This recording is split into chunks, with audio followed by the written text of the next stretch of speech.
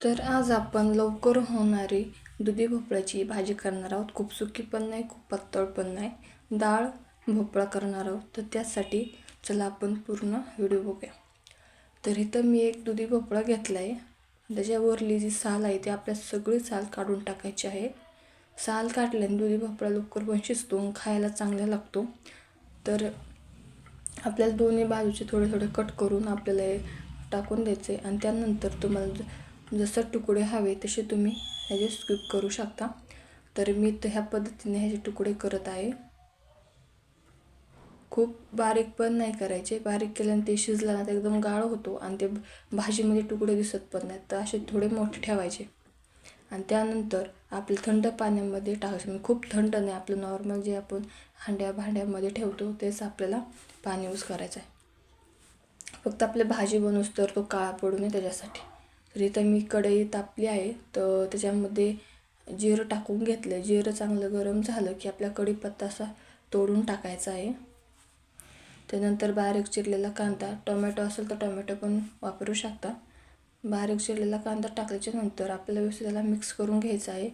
खूप पण आपल्याला असं सोनेरी रंग येईपर्यंत काय परतायचं नाही आहे. ह्याच्यामध्ये उगं थोडंसं जे पाणी असतं आपलं म्हणजे सॉफ्ट होऊ द्यायचं आहे. असा सॉफ्ट झाला बारीक थोडा की ह्याच्यामध्ये आपल्याला दुधी भोपळा टाकायचा आहे.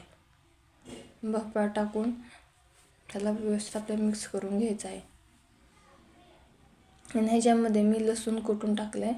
तर आधी आपण जर लसूण टाकला असता तो चिटकला असता खाली आणि परत जळला पण असतो. त्याच्यामुळं मी दुधी भोपळ्यासोबतच मी लसूण टाकून घेतला.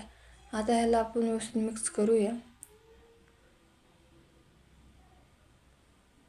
ह्याच्यामध्ये आपण काही मसाले ॲड करूया. तर इथं थोडेसे हळद, घरचा मसाला आहे साठवणीचा तो मसाला, अंबारी मसाला, गरम मसाला, थोडं मी मीठ पण ह्याच्यामध्ये ॲड केलं आहे, ते व्हिडिओमध्ये नाही आला.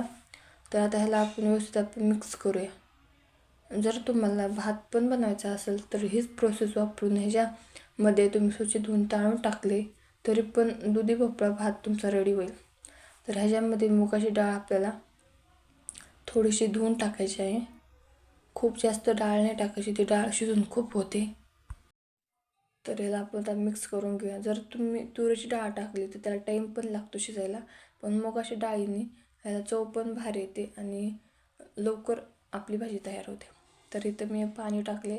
तुम्हाला जर जास्त पातळ हवी असेल तर तुम्ही जास्त पाणी टाकू शकता. आणि मुगाची डाळ टाकून पातळ पण भाजी होते, सुकीच नाही, दोन्ही पण भाज्या होतात. तर इथं आता आपल्या पाणी टाकून ह्याला उकळी येऊ द्यायची आहे. उकळी आली की ते कढीपत्ता टाकायचा आहे. कढीपत्ता नाही, कोथिंबीर टाकायची आहे. कोथिंबीर टाकून ह्याला आपल्याला व्यवस्थित मिक्स करायचं आहे. आणि मिक्स केलं की कमी गॅसवर ते झाकण ठेवून आपल्याला 6 ते 7 मिनटं ह्याला शिजू द्यायचं आहे.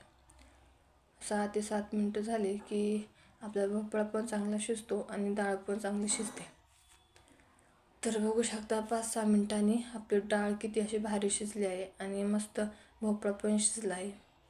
तर तुम्हाला थोडंसं वेगळं म्हणजे वेगळी चव हवी असेल तर ह्याच्यामध्ये गूळ आणि चिंचाचं पाणी पण ॲड करू शकता. तर आपली भाजी रेडी झाली आहे, बघू शकता. खूप पातळ पण नाही आणि खूप घट्ट पण नाही. तर कसा वाटला तुम्हाला हा व्हिडिओ मला नक्की सांगा. ऑइल फ्री भाजी तुम्हाला कशी वाटते ते पण सांगा. भेटूया नेक्स्ट व्हिडिओ मध्ये.